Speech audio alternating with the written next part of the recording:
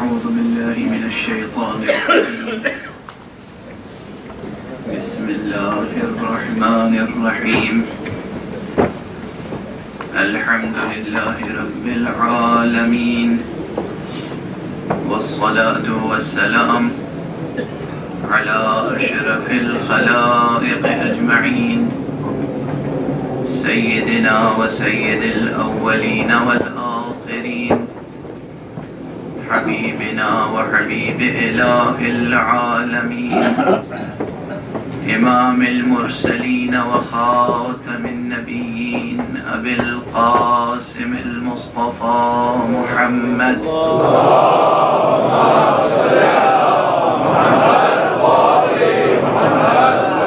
وعلى أهل بيته الطيبين الطاهرين الهداة المهديين المعصومين المظلومين واللعنة الدائمة على أعداء الدين أجمعين أما بعد فقد قال الله تعالى عز اسمه في محكم كتابه ومتقن خطابه بسم الله الرحمن الرحيم الحمد لله الذي أنزل على عبده الكتاب ولم يجعل له عوجا قيما لينذر بأسا شديدا من لدنه ويبشر المؤمنين الذين يعملون الصالحات أن لهم أجرا حسنا ماكثين فيه أبدا صدق الله العلي العظيم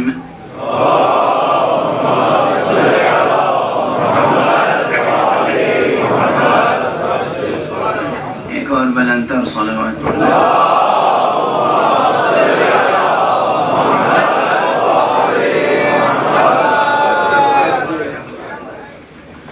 سامعین گرامی، بالخصوص مسلمانان حسینی،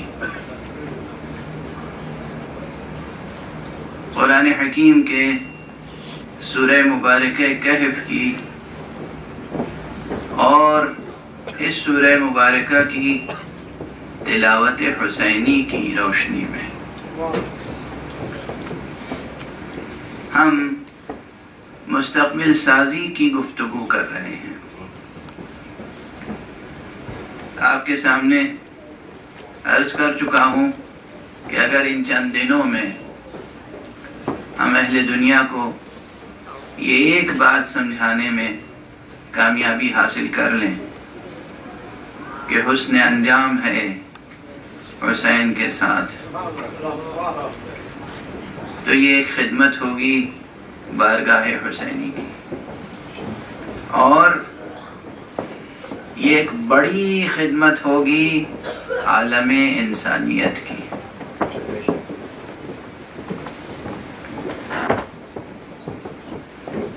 جیسا کہ میں نے گزشتہ شب عرض کیا کہ اس عنوان پر مستقبل اور حسین، اس عنوان پر گفتگو کئی جہات سے ہو سکتی ہے۔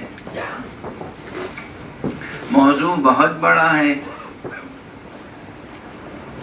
اور ہر شخص اپنے اپنے نقطہ نظر سے اس موضوع پر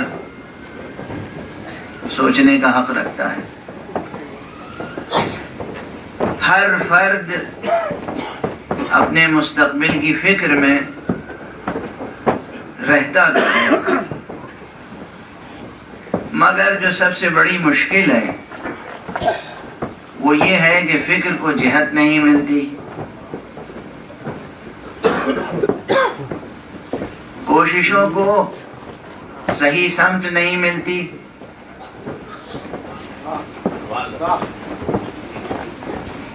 بر وقت رہنمائی نہیں ملتی۔ ہر فرد اپنے طور پر زمان کا تصور رکھتا ہے، مکان کا تصور رکھتا ہے، زندگی کا تصور رکھتا ہے، اور اپنے طور پہ مستقبل کا ایک منصوبہ رکھتا تو ہے، مگر کامیابیوں کے سلسلے میں ہمیشہ شکوک و شبہات میں مبتلا رہتا ہے،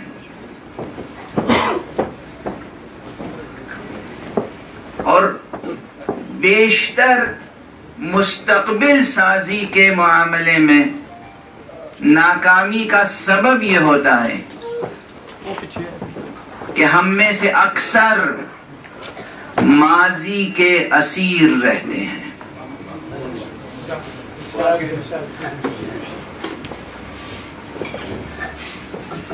ماضی کے اسیر رہتے ہیں۔ جب تک ماضی کے اسیر رہیں گے مستقبل نہیں بنا سکتے۔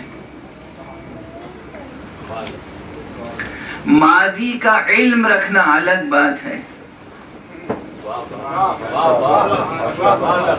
ماضی سے آگاہ رہنا ضروری ہے، مگر ماضی کا اسیر رہنا کسی اعتبار سے جائز نہیں ہے۔ جب تک ماضی سے آزاد نہیں ہوں گے اس وقت تک مستقبل تعمیر کرنے کا آغاز نہیں کر سکتے۔ حسین ماضی کا وارث ہے، ماضی کا اسیر نہیں ہے۔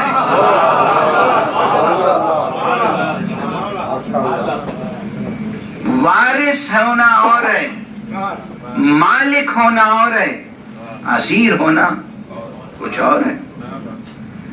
کیا پڑھتے ہیں زیارت میں آپ؟ السلام علیکہ یا وارث آدم صفوت اللہ، السلام علیکہ یا وارث نوح نبی اللہ، السلام علیکہ یا وارث ابراہیم خلیل اللہ۔ حسین وارث ہے ماضی کا، اسیر نہیں ہے ماضی کا۔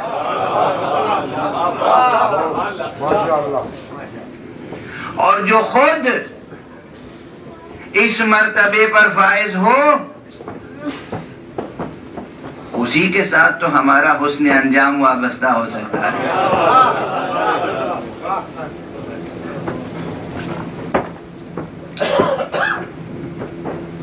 دیکھیے،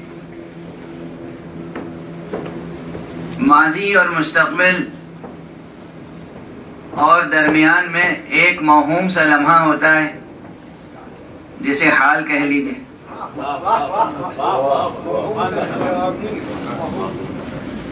حال کسے کہتے ہیں؟ ابھی جو جملہ میں نے کہا تھا وہ ماضی کا حصہ ہو گیا۔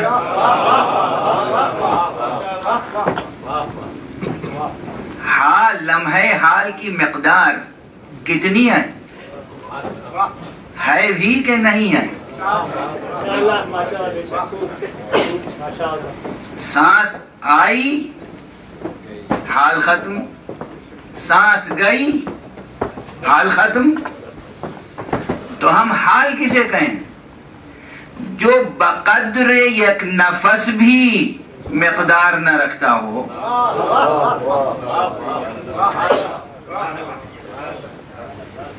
پریزنٹ کسے کہتے ہیں آپ؟ حال ہے کیا؟ تو حال تو ایک لمحہ موہوم ہے، یعنی حال کے بارے میں یہ بحث کرنی پڑے گی کہ ہے کہ نہیں ہے۔ اور اگر میری مانیے تو بس یہ مان لیجئے کہ ہر چند کہیں کہ ہے نہیں ہے۔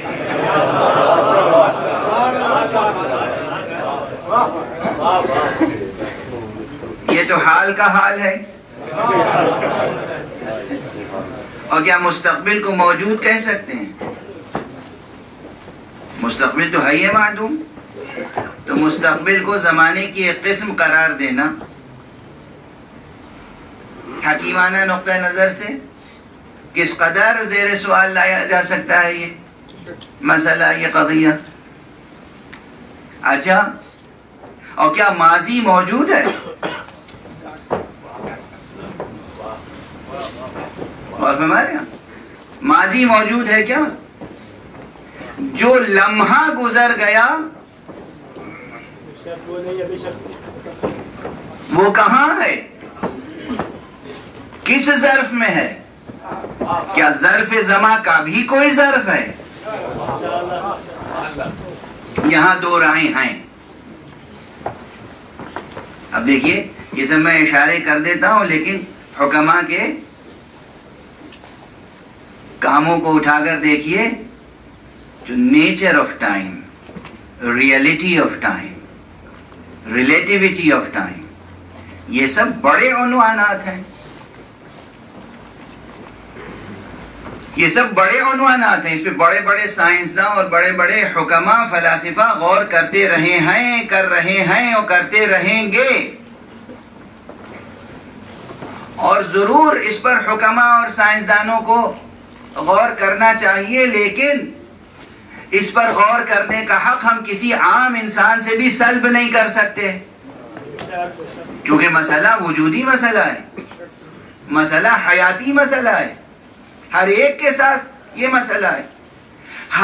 ہر موجود کے ساتھ ماضی بھی جڑا ہوا ہے، حال بھی ہے کچھ نہ کچھ، اور مستقبل کا بھی خواب اس کی پلکوں پہ سجا ہوا تو ہے. تو ہر ایک کو حق ہے زمانے کے بارے میں غور کرنے کا. ہم ادبیات میں بھی زماں کو ظرف کہہ لیتے ہیں. قدیم فلسفے میں بھی زمانے کو ظرف کے طور پہ کہا گیا، تعبیر کیا گیا ظرف سے. عموماً زمانے کو ظرف سے تعبیر کرتے ہیں، مگر ابھی جن مسائل کی طرف میں نے اشارہ کیا کہ اگر اس کی محسوس موجودگی کا سوال ہو تو ماضی کے آگے بھی ایک کوشچن مارک ہے، حال کے آگے بھی ہے اور مستقبل کے آگے بھی ہے. اتنا اشارہ کافی ہے زمانے سے متعلق. لیکن یعنی اب آپ آگے ورک کیجئے گا، ہوم ورک سوچئے گا، ورنہ اگر اس کو میں حکیمانہ نقطہ نظر سے ڈسکس کروں تو مجلس جو ہے وہ فلسفی کی کلاس میں بدل جائے گی، اور یہ میں نہیں چاہتا، آپ بھی نہیں چاہتے ہوں گے. ہم تو بس یہ جانتے ہیں کہ ماضی ہو یا نہ ہو، کہیں ماضی ہو یا نہ ہو، کسی کا حال ثابت ہو یا نہ ہو، کسی کے مستقبل کی ضمانت ہو یا نہ ہو، مگر اگر کوئی ایسی شخصیت مل جائے جس کے اشارے پر ڈوبا ہوا سورج پلٹ آئے،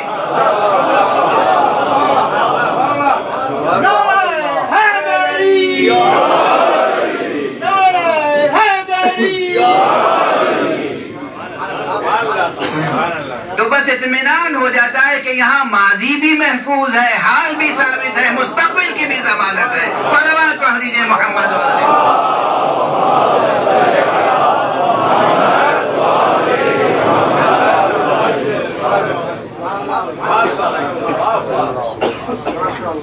وہ اور ہوں گے جن کا ماضی برباد ہو جاتا ہوگا، وہ اور ہوں گے جن کا حال ثبات نہ رکھتا ہوگا، وہ اور ہوں گے جن کے مستقبل کی کوئی ضمانت نہ ہوگی. لیکن وہ جو ڈوبا ہوا سورج پلٹا دیں، ڈوبا ہوا سورج پلٹانے کے معنی یہ ہے کہ مستقبل سنوارنا تو الگ ہے، ماضی بھی اگر ضائع ہو چکا ہو تو دوبارہ سنوارا جا سکتا ہے.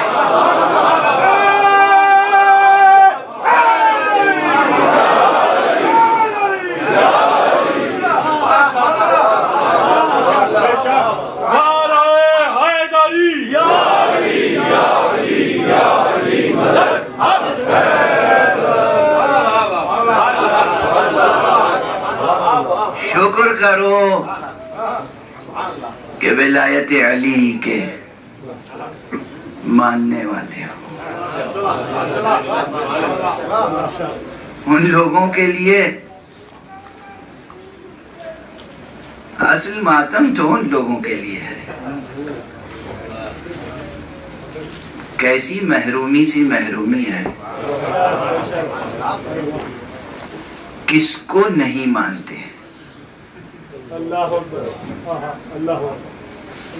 یہ تو ہم ڈسکس کرنا ہی نہیں چاہتے کہ کسے مانتے ہیں.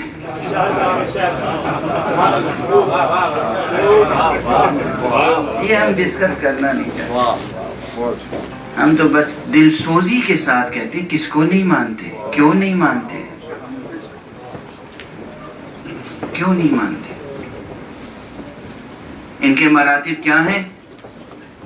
ان کے مراتب ہم بیان نہیں کر سکتے، نہ ظرف الفاظ کا کافی ہے ان کے مراتب کو بیان کرنے کے لیے، نہ ہماری زندگیوں کا عرصہ کافی ہے ان کے مراتب کو بیان کرنے کے لیے۔ یہ حدیث نبوی ہے صلی اللہ علیہ وسلم۔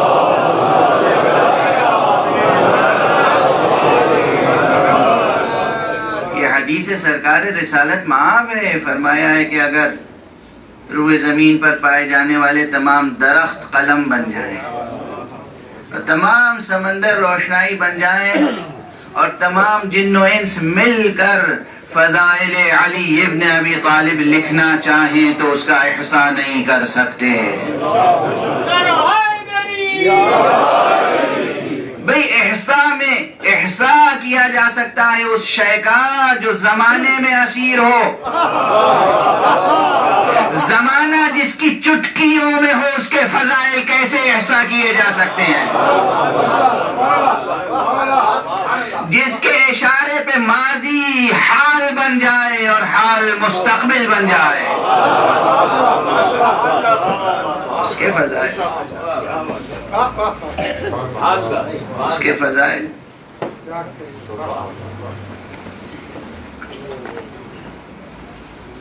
اور یہ گھرانہ تو وہ ہے، خدا کی قسم آپ صرف غلامان آل محمد کی کتابیں نہ پڑھیں، نواسب کی کتابیں پڑھیں، نواسب کی کتابیں پڑھیں، خوارج کی کتابیں پڑھیں، دشمنوں کی کتابیں پڑھیں۔ سورج کی کرنیں جب زمین پر پڑتی ہیں نا تو کسی زمین کے ذرے کی مجال نہیں ہے کہ کرن کو چھپا لے، ممکن نہیں۔ وہ کرنیں ہر جگہ ریفلیکٹ کرتی ہیں۔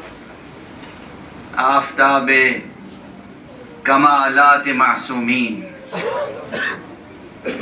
وہ روایتیں لکھتے ہیں، مگر اب تازہ ٹرینڈ یہ ہے کہ ہر کتاب کا تحقیقی ایڈیشن چھپ رہا ہے، تو جو محققین ہیں وہ متن میں روایت موجود ہے، حاشیے میں لکھتے ہیں کہ اس روایت میں غلو ہے، لگتا ہے کہ ان کے چاہنے والوں نے روایت بنائی ہے۔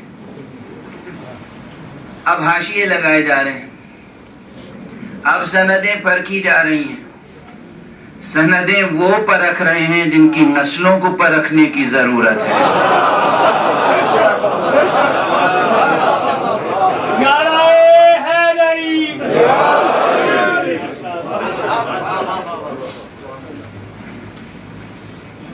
سندیں وہ پرکھ رہے ہیں۔ ممبر سے کہہ رہا ہوں،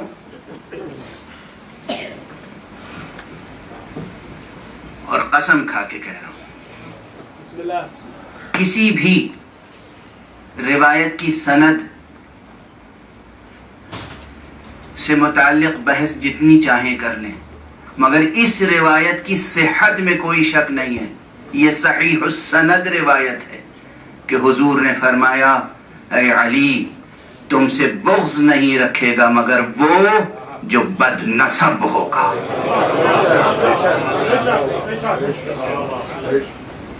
صحیح السند، یہ صحیح السند ہے، اس پہ کوئی حاشیہ نہیں لگ سکتا۔ اور اسی لیے حاشیہ لگانے والے بھی کہتے ہیں کہ ہم محبت کرتے ہیں مگر غلو نہیں کرتے۔ محبت کرتے ہیں، یہ اعتراف اس لیے کرنا پڑتا ہے کہ اس حدیث کے مصداق نہ بن جائے۔ لیکن جب کہتے ہیں کہ مگر غلو نہیں کرتے، مگر یہ روایت نہیں مانتے، مگر وہ روایت نہیں مانتے، تو یہ مگر بتا دیتا ہے کہ یہ محبت کا اعلان صرف عیب پوشی کے لیے ہے، حقیقت کچھ اور ہے۔ ممکن ہے کہ کسی محبوب کی فضیلت بیان کی جائے اور محب کو پسند نہ آئے،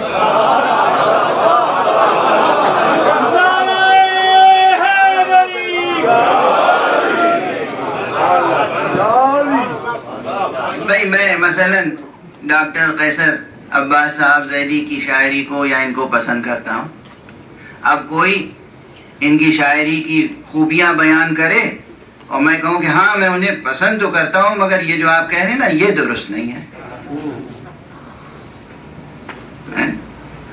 تو پھر پسند کا کیا معیار ہوا؟ محبت کی علامت یہ ہے کہ فضائل سن کر چہرہ کھل جاتا ہے، محبت کی علامت ہے، اعلان کرنے کی ضرورت نہیں ہے کہ ہم محب ہیں،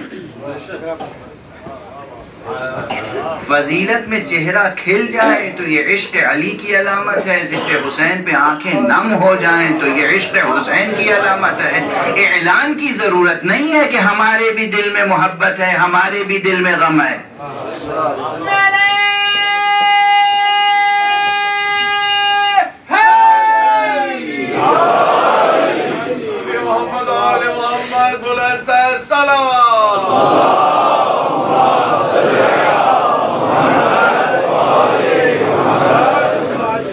چونکہ بار بار یہ مسائل آتے ہیں، بار بار مکرر ہزاروں لاکھوں بار یہ سوال آیا ہے اور جواب دیا گیا ہے اور پھر آتا رہتا ہے، اس لیے پھر وہ مکرر جملہ کہنا پڑتا ہے کہ جب بھی لوگ کہتے ہیں کہ شان علی مرتضیٰ میں لوگ غلو کرتے ہیں، اور تو اور جب اپنے معاشرے سے کچھ لوگ ابھر کے کہنے لگے، جیسے میں نے عرض کیا تھا کہ علی علیہ الصلاۃ والسلام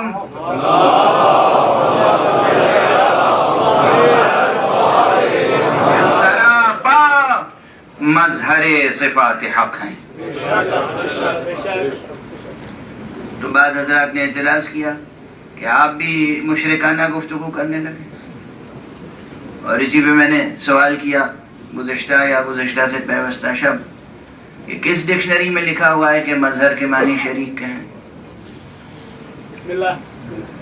آئینہ اپنے آئینہ ساز کے ہنر کا عکاس ہوتا ہے مگر آئینہ ساز کا شریک تو نہیں ہوتا۔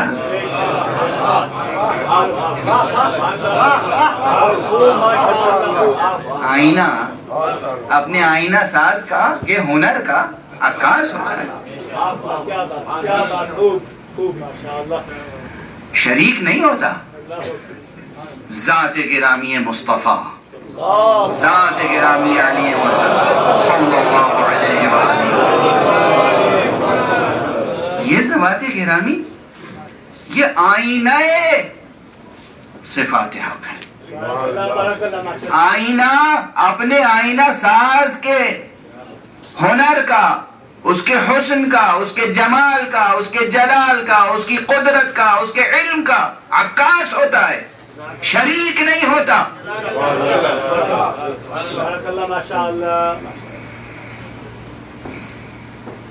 ممکن نہیں ہے کہ ہم اس لفظ سے دستبردار ہو جائیں اور ہم یہ نہ کہیں کہ وہ مظہر صفات حق ہیں، وہ مظہر صفات حق ہیں، اور اگر انہیں مظہر صفات حق نہ مانے تو معرفت باری تعالیٰ کے سلسلے میں تعطیل کا قائل ہونا پڑے گا، یہ ماننا پڑے گا کہ پھر صفات ذات باری تعالیٰ سے متعلق ہمیں اجمالاً بھی علم ممکن نہیں ہے۔ اور کس ذریعے سے علم الہی کا یقین کریں گے ہم؟ اللہ عالم ہے، ہمیں کیسے پتہ چلے گا؟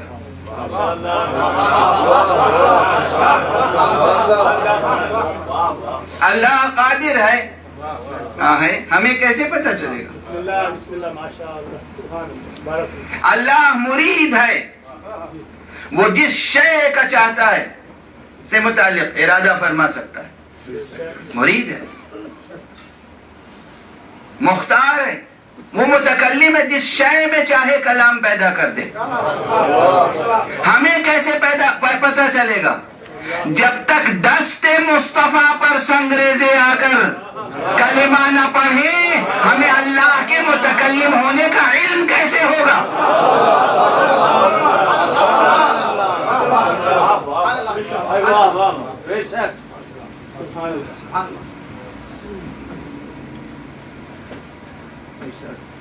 آپ سب نے دیکھا ہے خانہ کعبہ میں ایک رکن میں حجر اسود نصب ہے.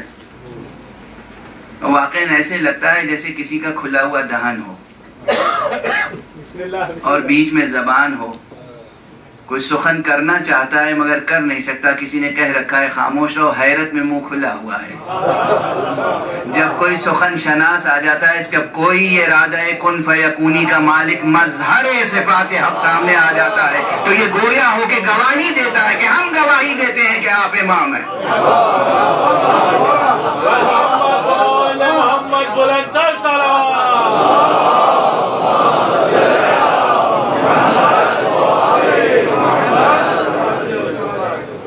ہر ایک کے لیے نہیں بولتا حجر اسود، ہر ایک کے لیے نہیں بولتا حجر اسود، مگر اس کے بیٹے کے لیے بولتا ہے جس کے سر نے نوک نیزہ پہ کلام کیا. بہرحال یہ مظہر صفات کبریا ہیں. اس کی کبریائی کو ہم نے ان کے عجز سے پہچانا. اتنے کمالات رکھنے کے بعد بھی اگر یہ کسی کو سجدہ کر رہے ہیں تو یقیناً وہ بڑا ہوگا.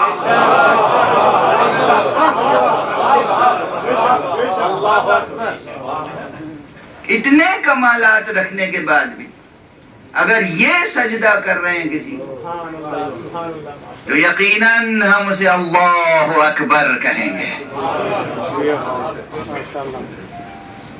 یہ جملہ میرا نہیں ہے، کسی اور کا ہے. چھوٹا سا جملہ ہے، اقتباس کر کے عرض کر رہا ہوں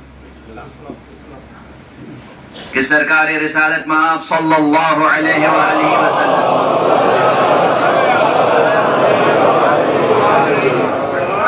نے جب توحید کی تبلیغ شروع فرمائی اور مشرکین اور کفار کی طرف سے مشکلوں کا سامنا ہوا اور وہ سب تاریخ کا حصہ ہے، تو اصل مشکل کیا تھی، اصل مسئلہ کیا تھا؟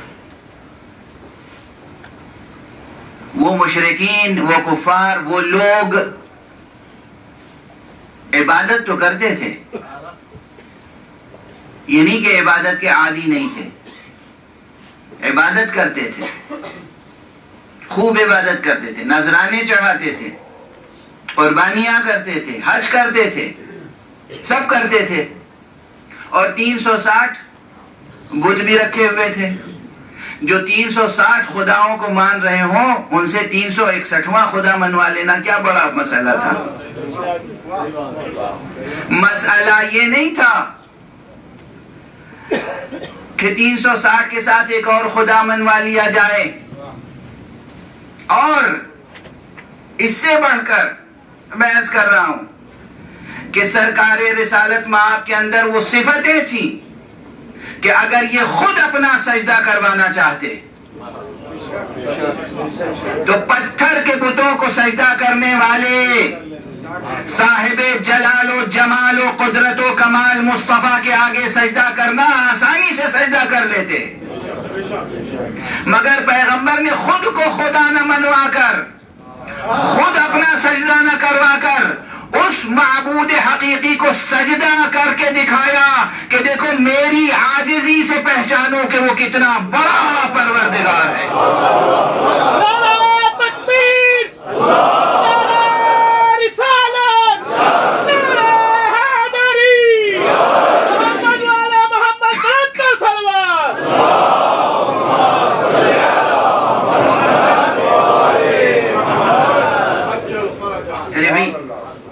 وقت کس قدر تیزی سے گزر جاتا ہے. یہ تو درمیان میں برسبیل تذکرہ جملے آ جاتے ہیں.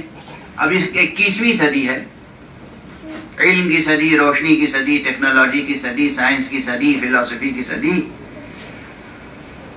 اور اس صدی میں بھی ابھی بھی ایسے لوگ، بہت لوگ موجود ہیں جو پتھر کے بتوں کو سجدہ کر رہے ہیں. اور آج اس وقت بہت سے ایسے انسان ہیں جو دوسرے انسانوں سے سجدہ کروا رہے ہیں. کوئی شعبدے دکھا کر، کوئی طلسم دکھا کر. اور افسوس تو یہ ہے کہ اب غیروں کی بات نہ کیجیے، جو اصطلاحاً مشرک ہیں، کافر ہیں، ان کی بات نہیں ہے. کوئی بہت اچھا خطیب ہے، ولایت علی ابن ابی طالب کا بیان کر کے اپنے پاؤں پر سجدے کراتا ہے. غور فرمائیں آپ، غور فرمائیں آپ. یعنی اللہ اکبر، ولایت امیر المؤمنین علی ابن ابی طالب علیہ السلام کا بیان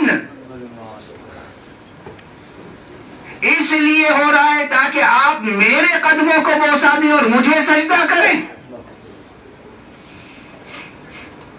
شرم نہیں آتی، غیرت نہیں آئے. خدا سے پہلے علی سزا دینے کے لیے موجود ہوں گے.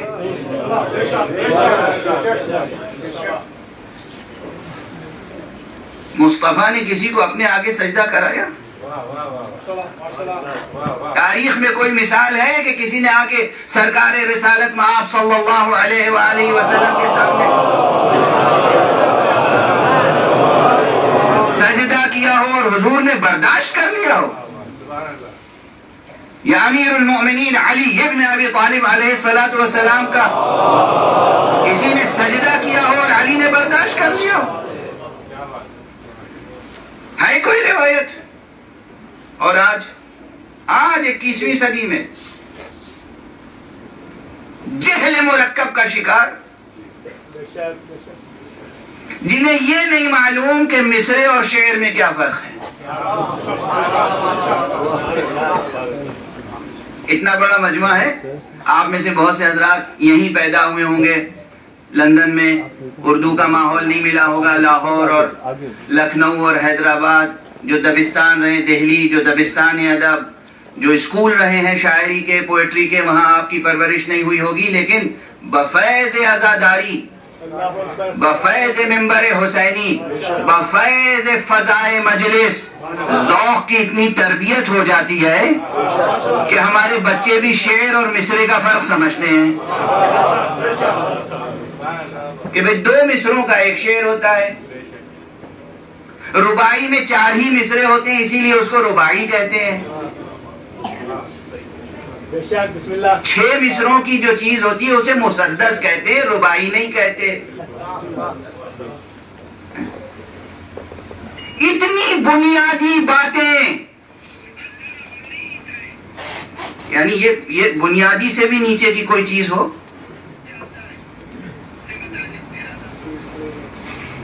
مصرے اور شعر کا فرق معلوم ہے؟ اس بچے سے پوچھوں گا تو یہ بھی بتا دے گا.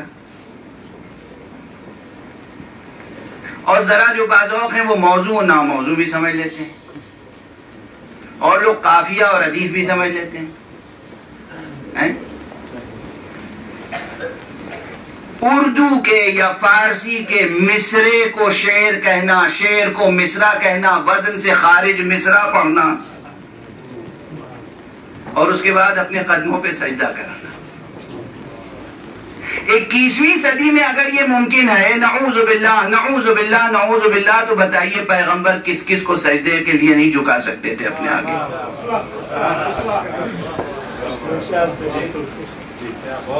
صاحب اعجاز پیغمبر، جس کو درخت سلام کرتے ہو، جس کو پتھر سلام کرتے ہو، جس کے اشارے پہ شجر قریب آتے ہو پھر دور چلے جاتے ہو.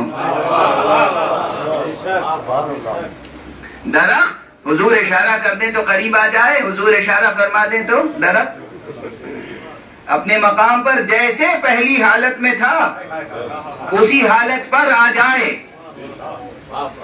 اور فرما رہے ہیں آپ، یاد رکھیے گا موضوع، درخت کی موجودہ حالت جو بھی ہے، ایک بار درخت کو اکھاڑ لیا تو وہ موجودہ حالت ماضی ہو گئی.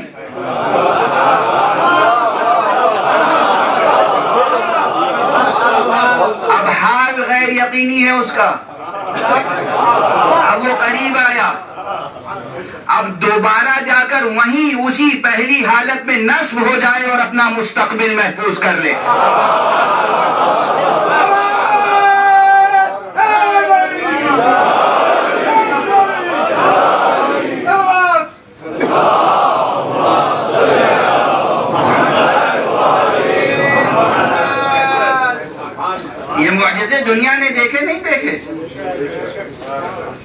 ازگا جو لوگ ایسٹرونومی اور ایسٹرو فزکس اور ان چیزوں کی مہارت رکھتے ہیں ان سے پوچھئے گا کہ یہ چاند 2 ٹکڑے ہو جائے تو یہ کائنات باقی رہے گی؟ باقی رہے گی اپنی جگہ؟ یقیناً باقی نہیں رہے گی. چاند 2 ٹکڑے ہو جائے یعنی قیامت. چاند 2 ٹکڑے ہو جائے یعنی صرف چاند 2 ٹکڑے نہیں ہوگا, زمین اپنی جگہ نہیں رہ جائے گی, پورا نظام شمسی درہم برہم ہو کر رہ جائے گا. مگر زمین پر رہ کر انگلی کے ایک اشارے سے چاند کو 2 ٹکڑے کرے اور پھر کوئی ان دونوں ٹکڑوں کو جوڑ دے اور قیامت آئی ہوئی ٹل جائے.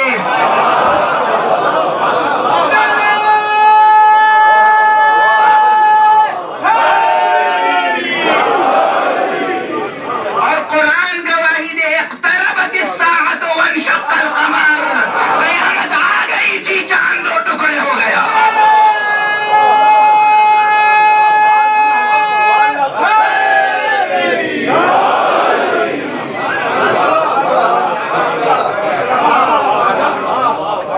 اب اگر اس ہستی سے وابستہ ہو کر مستقبل محفوظ نہ ہوگا تو کس ہستی سے وابستہ ہو کر مستقبل محفوظ؟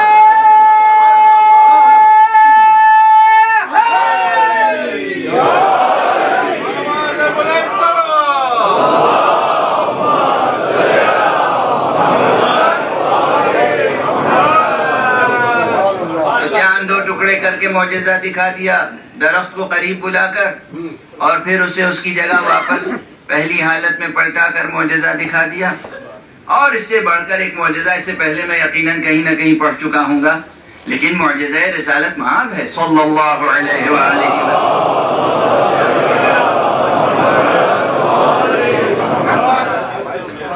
اب یہ بحث اس وقت کلامی یا فلسفیانہ بحث نہیں چھیڑوں گا کہ جو لوگ معجزے کے قائل ہیں ان کے کیا دلائل ہیں, اور جو معجزے کے قائل نہیں ہیں ان کے کیا دلائل ہیں, اور ان کے دلائل کا جواب کیا ہے. وہ ظاہر ہے کہ میں معجزات کا قائل ہوں اور اس لیے پڑھ رہا ہوں. اس منبر حسینی کی قسم ہے میں منبر پہ وہ بات پڑھتا ہوں جسے میدان حشر میں روبروئے حق کہہ سکوں.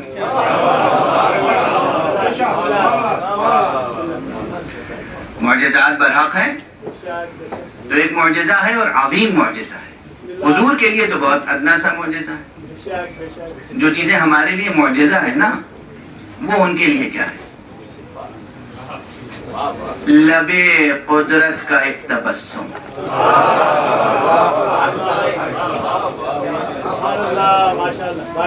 ابروئے حسن نبوت کی ایک ادا,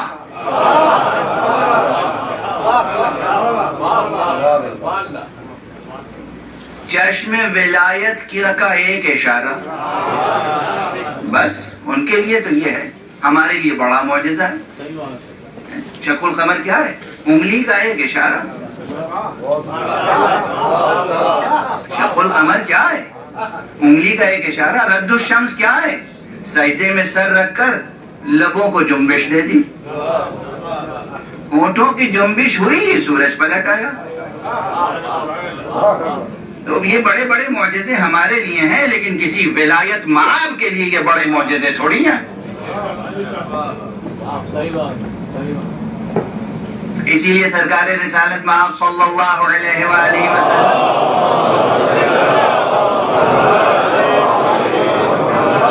نے فرمایا کہ یہ سب ہمارے چھوٹے چھوٹے معجزے ہیں. جتنے معجزات فعلیہ ہیں یہ چھوٹے چھوٹے معجزے ہیں. سب سے بڑا معجزہ قرآن ہے. یہ قرآن پیغمبر کا سب سے بڑا معجزہ ہے. بہرحال اب جس معجزے کو اس وقت میں ذکر کرنا چاہ رہا ہوں بس ذکر کر کے آگے بڑھ جاؤں. حضور مکے میں ہیں اور مکے سے کہیں باہر تشریف لے جا رہے ہیں. اب یہ وہ زمانہ ہے کہ جہاں مشرکین بھی ہیں, مشرکین بھی ہیں, کوئی ساتھ ساتھ چل رہا ہے, قریب چل رہا ہے.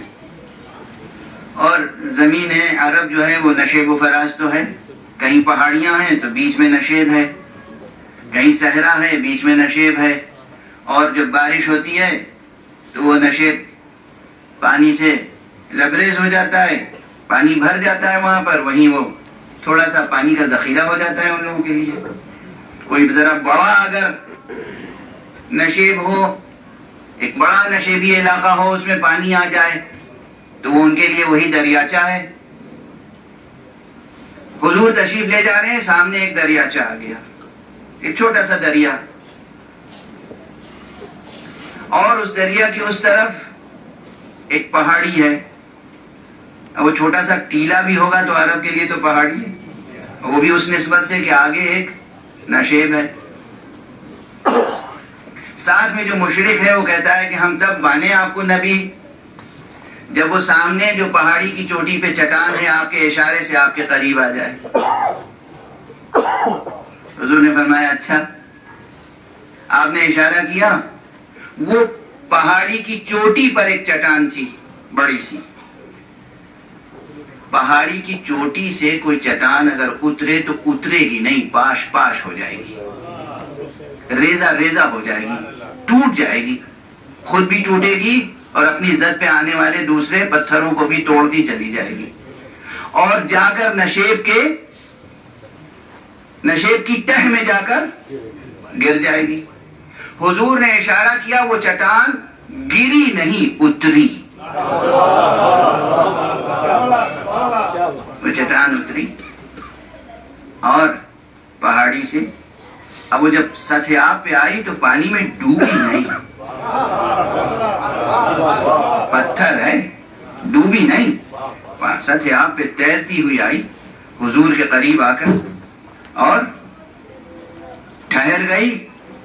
حضور نے پھر اشارہ کیا، کسی پتھر کی چٹان کا چوٹی سے اتر آنا یا گرنا تو ممکن ہے، دوبارہ اسی منزل پہ پہنچ جانا ناممکن ہے نا۔ اگر وہ پہلا عمل ناممکن تھا تو یہ اس سے بڑھ کر ناممکن ہے۔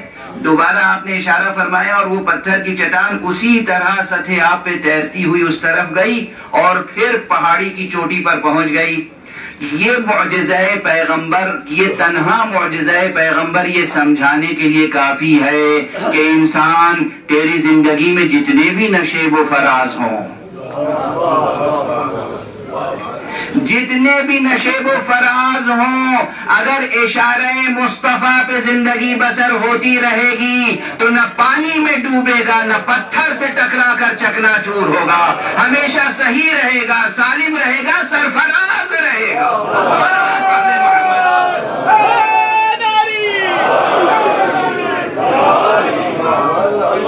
محمد والے محمد۔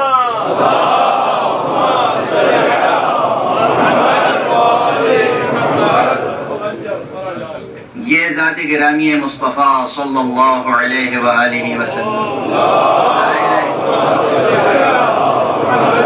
اب یہ سب معجزات کیا ہیں؟ یہ معجزات کیا ہیں؟ قدرت کا اظہار ہے یا نہیں؟ کس کی قدرت کا اظہار ہے؟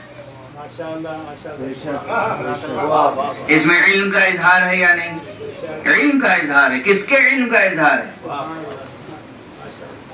یہ آئینہ ہے، جو کچھ ان کے اندر علم اور قدرت کا عکس نظر آ رہا ہے وہ اس باری تعالیٰ کا ہے۔ تو ہم انہیں مظہر کہیں یا نہ کہیں؟ ہم مظہر کہیں اور آپ ترجمہ کریں شریک؟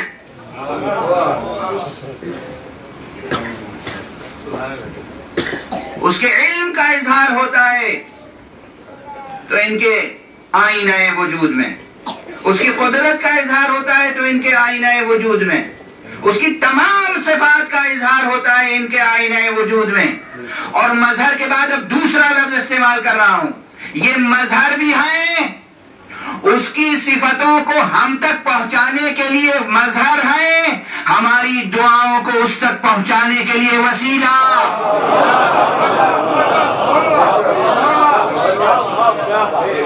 یہی مظہر بھی ہیں اور یہی وسیلہ بھی ہیں۔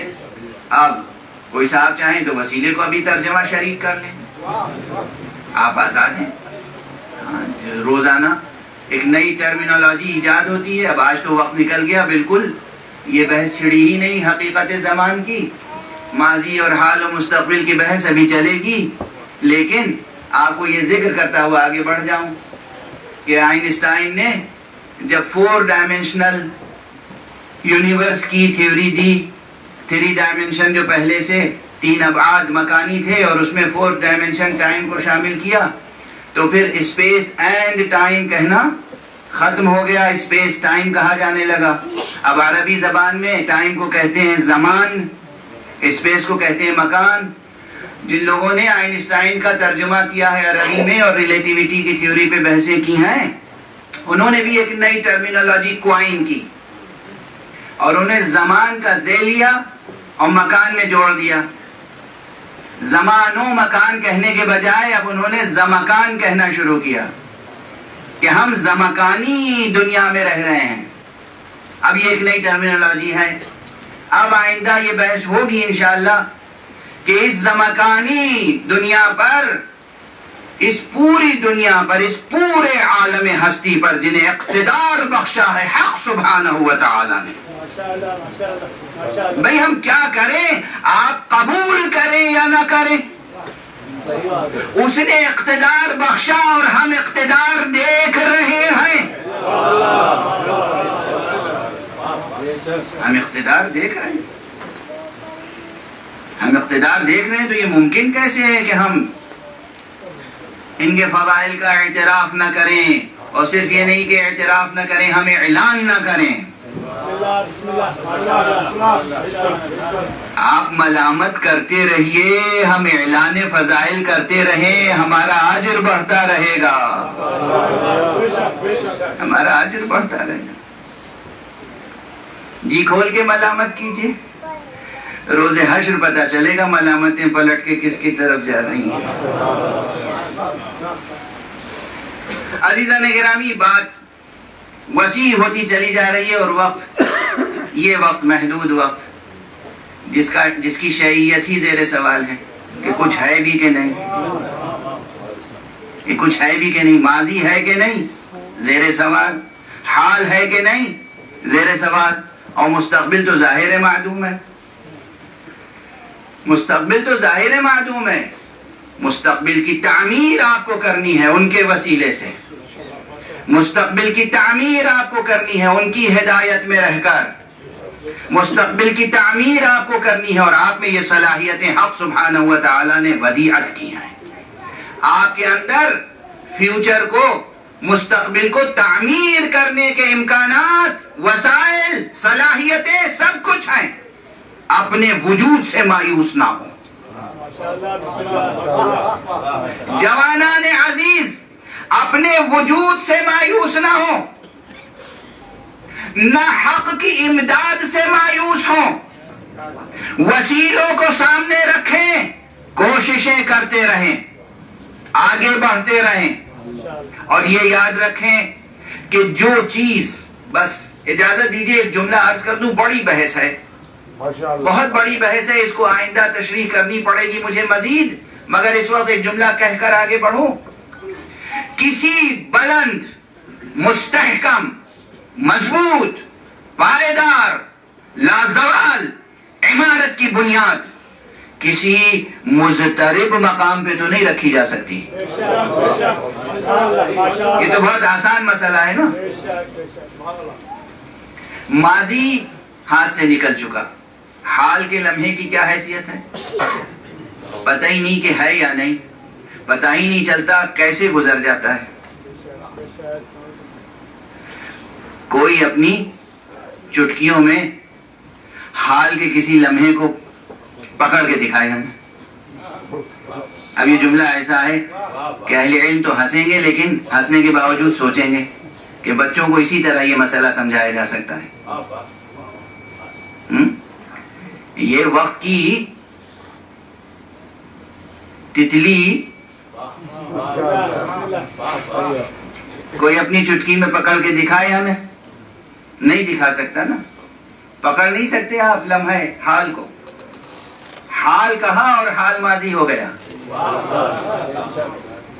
اب جس کا وجود خود ہی اتنا ضعیف، نحیف، نادیدہ، کمزور ہو، کیا اس پر ایک عظیم مستقبل کی بنیاد رکھی جا سکتی ہے؟ کتنا بڑا سوال ہے، کتنا بڑا سوال ہے. فیوچر، مستقبل، اور وہ بھی کل عرض کر چکا، محدود مستقبل نہیں، نامحدود مستقبل. کیسے تعمیر ہوگا؟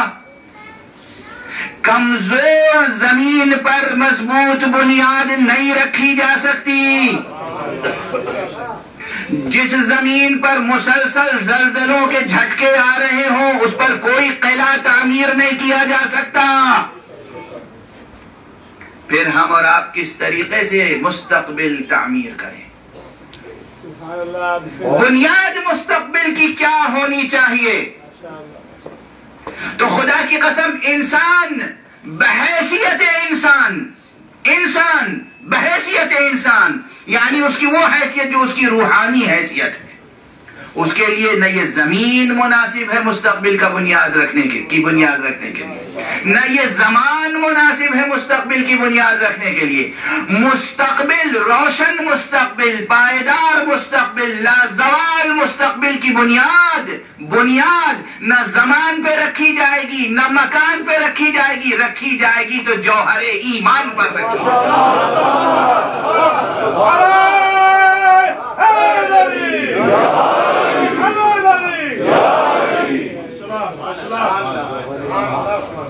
بس اس سے زیادہ آج وقت کے دامن میں گنجائش نہیں رہ گئی. کل یہ بحث آگے بڑھے گی، لیکن یاد رکھیے ہم لوگ چھوٹی چھوٹی اپنی زندگیوں کا جو مستقبل سامنے رکھتے ہیں اور منصوبہ سازیاں کرتے ہیں تو ہمارا عالم کچھ اور ہوتا ہے. مگر جن کے ہاں جوہر ایمان ہو ان کی منصوبہ سازی ہی عجب ہوتی ہے. دنیا حیران رہ جاتی ہے، دنیا حیران رہ جاتی ہے. پروردگار ہماری امت میں بلکہ روئے زمین پر جتنے بھی انسان ہیں، پروردگار ان سب پہ کرم فرما. جو جوان بچے ہیں شادی کے لائق ان کی شادیاں ہو جائیں، جو بچیاں شادی کے لائق ہیں ان کی شادیاں ہو جائیں، اور انہیں لطف حیات حاصل کرنے کا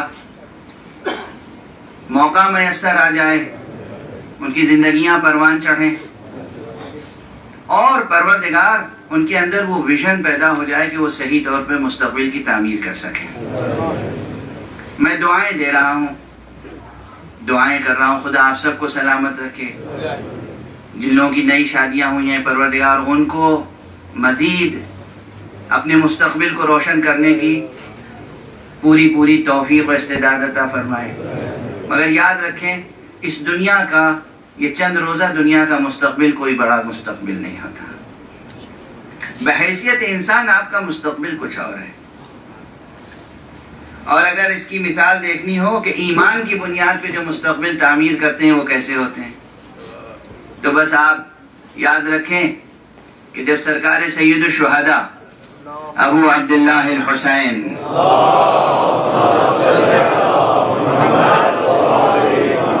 کربلا کی طرف آ رہے تھے تو راستے میں جہاں دشمنوں کا لشکر ملا وہیں چھوٹے چھوٹے کئی قافلے اور آ کر ملے. چاہنے والوں کے قافلے تھے، با ایمان لوگوں کے قافلے تھے. اس میں سے ایک قافلہ ایسا ہے کہ جس میں صرف 3 افراد ہیں. ایک ماں ہے، وہ اپنے جوان بیٹے کو رشتہ ازدواج میں، رشتہ عقد میں منسلک کر کے اور بہو کو لے کر ساتھ جا رہی ہے. اب ان کے آگے مستقبل کا کیا نقشہ ہوگا، کیا تمنائیں ہوں گی، کیا آرزویں ہوں گی، کیا خواہشیں پنپ رہی ہوں گی دل میں، کیا مستقبل کا تصور ہوگا. ماں ہے، بوڑھی ماں، جوان بیٹا، ساتھ میں بہو. اس بوڑھی ماں نے ایک جگہ خیمہ لگا ہوا ہے، خیمے میں گھوڑوں کی ٹاپوں کی آوازیں آئی. ماں نے بیٹے سے پوچھا اس راستے پر تو کبھی اس موسم میں کوئی قافلہ گزرتے ہوئے دیکھا نہیں ہم نے. یہ کون لوگ ہیں؟ کیسا قافلہ ہے؟ یہ کیسی آوازیں آ رہی ہیں؟ بیٹے کو خبر تھی. بیٹے نے کہا مادر گرامی یہ حسین ابن علی کا قافلہ ہے.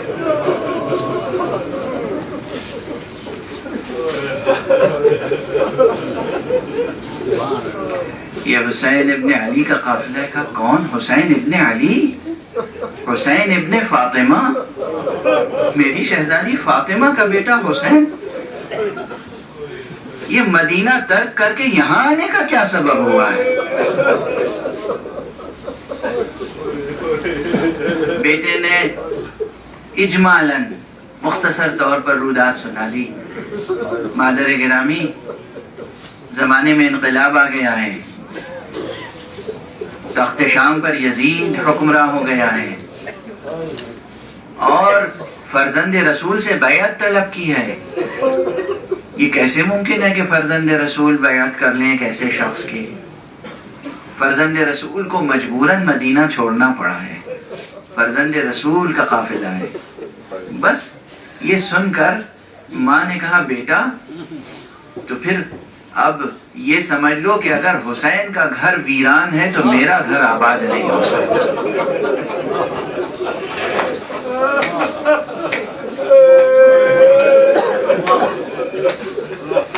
اجرکم علی اللہ، اجرکم علی اللہ. اگر حسین کا گھر آباد نہیں ہے تو میرا گھر بھی آباد نہیں رہ سکتا. اگر حسین کا گھر ویران ہے تو میرا گھر بھی ویران ہے. چلو آقا کی خدمت میں چلو. بیٹے کو لے کر بہو کو لے کر آقا حسین کے لشکر میں شامل ہو گئی. کربلا آئی، روز عاشور آ گیا. یہ بیٹے سے بار بار کہہ رہی ہے دیکھو ایک ایک جا کر فرزند زہرا پر جان نثار کر رہا ہے، تم نہیں جاؤ گے؟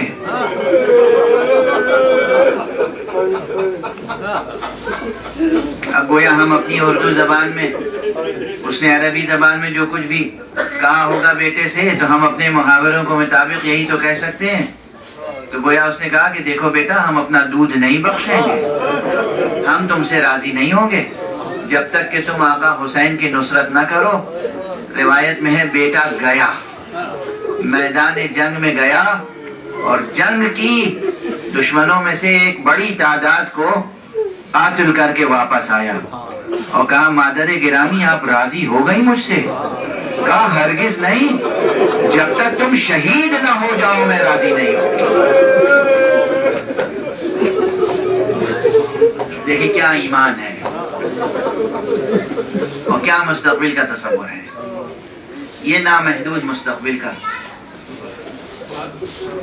یہ نامحدود مستقبل کی تعمیر ہو رہی ہے. اور یہ تو بوڑھی ماں ہے نا. جب دوبارہ اس نے اپنے بیٹے سے کہا کہ جاؤ جب تک تم شہید نہیں ہو جاؤ گے میں کیسے سرخرو ہوں گی فاطمہ زہرا کے ساتھ. جب وہ نکلنے لگا تو نئی نویلی دلہن نے دامن تھام لیا. ادھر ماں نے دیکھا کہ بہو دامن تھام رہی ہے بیٹے کا. اس نے فوراً کہا بہو سے گفتگو تو کر لو، مگر اگر یہ امام حسین کی نصرت کو ترک کرنے کے لیے کہے تو اس کا کہنا نہ ماننا، ورنہ میں راضی نہیں ہوں گی. بیٹے نے اس کی گفتگو سنی. اس بیوی نے بھی دل میں ایمان آ چکا تھا. اس نے کہا میں آپ کو روکنا نہیں چاہتی ہوں، مگر یہ چاہتی ہوں کہ آپ مجھے لے کر آقا حسین کے پاس چلیں اور جاتے جاتے مجھ سے 2 وعدہ کرتے چلے جائیں. اس وعدے پر حسین کو گواہ بنا کر جائیں. کہا کیا چاہتی ہو ہم سے؟ کہا آپ تو جا رہے ہیں جنگ کرنے، آپ شہید ہو جائیں گے، آپ بہشت میں جائیں گے، آپ کو حور و قصور کی نعمتیں ملیں گی. آپ یہ وعدہ کریں کہ اس وقت تک جنت میں نہیں جائیں گے جب تک مجھے ساتھ نہ لے لیں. روز محشر آپ مجھے اپنے ساتھ لے کر جنت میں جائیں گے. یہ وعدہ آقا حسین کے سامنے کریں، آقا حسین سے ضمانت چاہتی ہوں۔ کہا بہتر ہے، دوسرا کیا وعدہ ہے، دوسرا کیا قول چاہتی ہو مجھ سے؟ کہا دوسرا قول یہ کہ آپ شہید ہو جائیں گے، اس کے بعد بس ہم دو ہی تو ہیں، ہم چاہتے ہیں کہ ہمیں آقا حسین اپنے اہل حرم کے ساتھ شامل کر لیں۔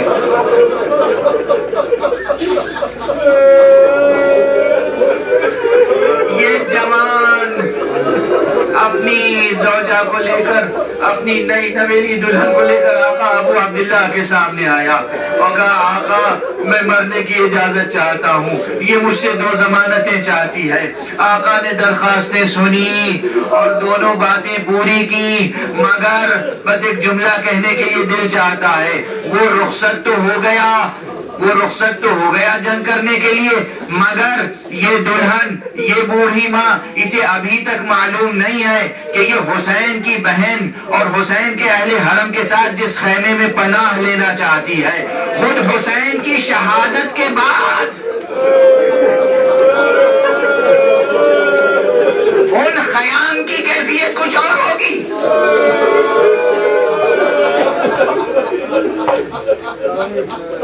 یہ جوان، بس دو جملے اور سن لیں آپ، یہ جوان کیا کیا مناظر ہیں کربلا میں، یہ جوان گیا، اس نے بے پناہ جنگ کی، مقاتل کی کتابوں میں تعداد موجود ہے، کتنے پیادوں کو قتل کیا، کتنے سواروں کو قتل کیا، لیکن ہر مرتبہ جب فوج حسینی کا کوئی بہادر آتا تھا، کچھ دیر جنگ کرتا تھا اور اس کے بعد دشمنوں کا یہ انداز ہوتا تھا کہ وہ گھیرا ڈال کے اسے درمیان میں لے کر اور اس پر پھر نیزوں سے، تلواروں سے، تیروں سے ہر طرح سے حملہ آور ہوتے تھے اور وہ شہید ہوتا تھا۔ ماں دیکھ رہی ہے، بیوی دیکھ رہی ہے، اور آپ سمجھ گئے یہ کس کا تذکرہ ہے، کسی اور کا نہیں، یہ وہب کا تذکرہ ہے، یہ وہب کا تذکرہ ہے۔ وہب شہید ہو رہے ہیں، جب وہب شہید ہو گئے، واقعات اور بھی ہیں مگر دامن وقت میں گنجائش نہیں ہے، مجھ میں بھی اب طاقت نہیں ہے، بس دو فقرے عرض کروں۔ جب وہب شہید ہو گئے تو قاتل نے وہب کا سر کاٹا اور ماں کی طرف پھینک دیا۔ خواتین بھی سن رہی ہیں، بزرگ بھی سن رہے ہیں، کیا کیا امتحان دیا ہے کربلا والوں نے۔ اور یہ وہ خاتون ہے جو معصومہ نہیں ہے، یہ وہ خاتون ہے جو آل محمد سے نہیں ہے، مگر جوہر ایمان دل میں ہے۔ تو کیا شجاعت ہے، کیا شہامت ہے، کیا بہادری ہے۔ یہ ماں، بوڑھی ماں آگے بڑھی اور اس کے بعد سر کو اٹھایا، خاک سے خاک کو صاف کیا، پیشانی پہ بوسا دیا، یقیناً سینے سے لگایا ہوگا اس سر کو، اور خوب روئی ہوگی ماں۔ ماں نے اپنی رضایت کا اعلان کیا ہوگا، بیٹا اب میں تجھ سے راضی ہو گئی، خدا تجھے جنت الفردوس عطا کرے۔ اور اس کے بعد پھر اس سر کو یہ کہتے ہوئے دشمن کی طرف واپس پھینک دیا، تمہیں معلوم نہیں ہم آل محمد کے ماننے والے جب راہ خدا میں کوئی صدقہ دے دیتے ہیں تو واپس نہیں لیتے۔